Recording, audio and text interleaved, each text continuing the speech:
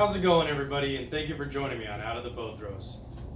So don't mind the background. I'm just still kind of getting everything settled so I can move. So last week we went ahead and went through Genesis 1, and now we're going to jump into the second chapter. So we understood that Genesis 1 was about how God created the earth and the heavens.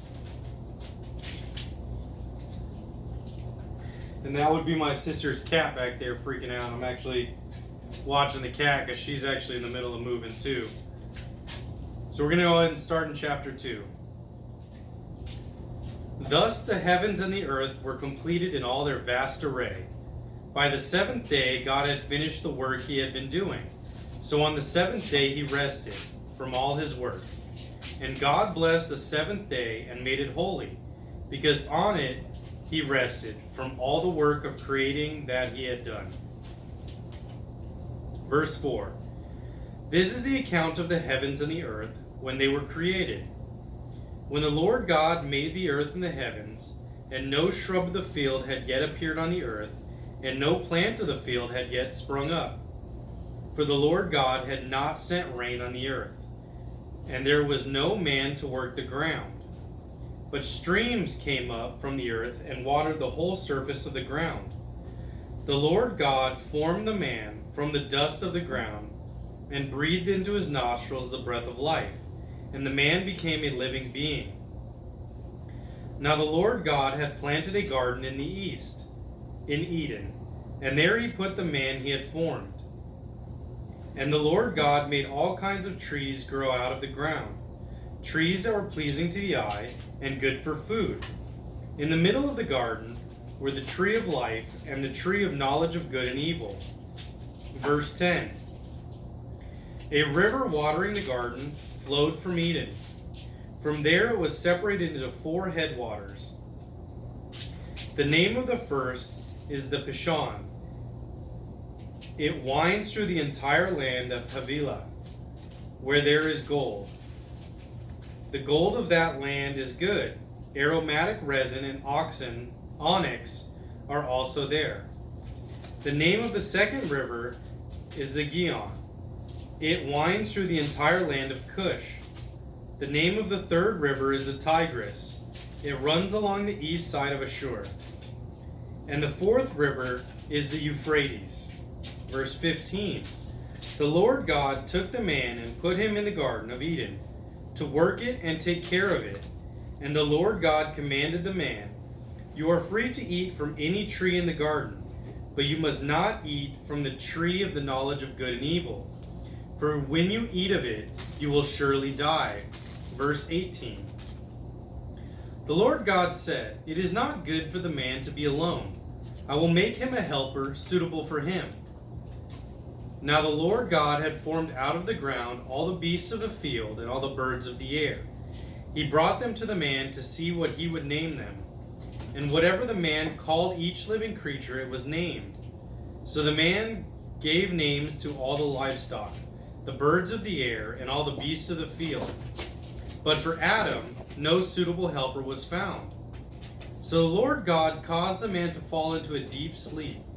And while he was sleeping, he took one of the man's ribs and closed up the place with flesh. Then the Lord God made a woman from the rib he had taken out of the man, and he brought her to the man. The man said, This is now bone of my bones and flesh of my flesh.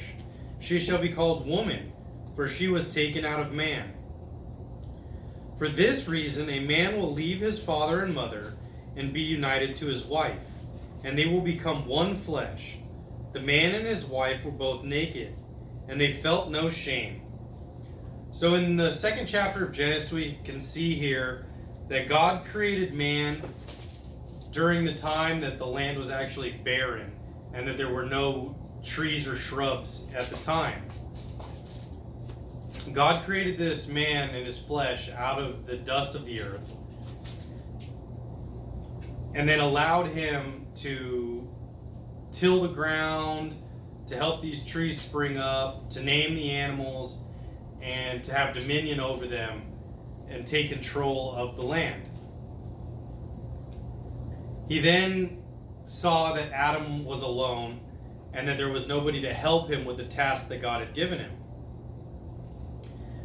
So in that case, he actually created woman directly out of man by allowing him to fall asleep and then taking a rib and forming that into a woman. Now Adam recognized this, and that's where the passage, "This is now bone of my bones and flesh of my flesh. She shall be called woman, for she was taken out of man." And then this actually gives us our first idea of what marriage is. "For this reason a man will leave his father and mother and be united to his wife, and they will become one flesh. The man and his wife were both naked, and they felt no shame." We can see here that Adam was also tasked or given a command that he was allowed to eat anything out of the Garden of Eden and all of the plants that were there. And God told him that he was allowed to eat everything but from the fruit of the tree of good and evil. And so with this, God had first set a boundary line for Adam to stay within, and for him not to go outside of this. He was given so many things, and yet only told to not eat from one tree. So we'll actually find out in verse 3 what becomes of that situation. Many of you probably already know the direction that Adam takes and what happens. With that, chapter 2 is really just an understanding of the creation of man and some of the lands that were actually there at the beginning of time and were part of the Garden of Eden. So we can see that the Garden of Eden was near the 4 headwaters that went through Havilah, Gihon, Cush, and Ashur. So with that, we can see that these were the beginnings of the areas that man was created in, and the land in which the Garden of Eden was located. So I'm going to go ahead and close there. There isn't really too much outside of the first command given to Adam and our first interpretation of what marriage looks like. Chapter 3 is going to have a little bit more detail and some more information about the fall of man. So we'll go ahead and get into that next week. If you guys do have any comments or questions about this chapter or any of the other chapters in my previous videos, go ahead and leave it in the comment section below. And if you guys do like the videos and want to see future videos, go ahead and subscribe to my channel. Thank you guys for your time, and I'll be seeing you guys next week. Have a good one.